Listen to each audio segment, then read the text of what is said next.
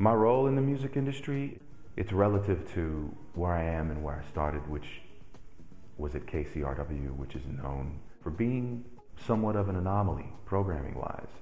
The station has been responsible for countless, artists who didn't have a place to fit in, but are now, superstar status. I mean, we can go all the way back to Sade. You could fast forward to, the Coldplays of the world and, all the electronic, guys that are huge. The list just goes on and on. I mean, Jill Scott, Michelle Ndegeocello, The Roots, Erykah Badu, they all began with a radio play from KCRW. No one else would touch some of these records, and we were the DJs, we were the people out there going, ooh, what's that? Ooh, I gotta play that. What I love about my position is that I'm a person who gets to introduce people to new ideas in music, to new experiences in music. I think that's a beautiful thing. I took what was once a hobby and just something that I loved. Music is just part of my life. It's an integral part of who I am. And now it's become a huge part of what I do.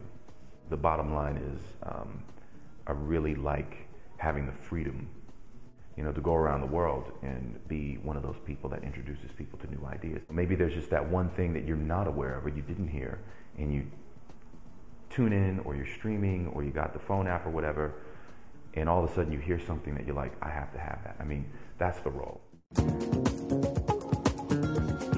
There isn't a definition to genre. If you tune in to any DJ on any given day at KCRW, you're going to hear a myriad of different styles of music. And basically, I think what we all do as programmers there, we like to make connections using sound. It's like weaving together a tapestry of sound. And it doesn't matter the genre, it doesn't matter the era. None of those things matter as much as what's going to work after this song. What am I feeling like right now? Does that make sense to me? It's all of us in the living room with friends with a record player saying, check this out. And so what we do is present the idea of taking the best from all over the place and, kind of shoring it up and saying, check this out. We're the risk takers, and KCRW is the proving ground. So the music, it's eclectic, it's alternative, it's great. Moja Moja, as in Moja that comes from the root Swahili umoja.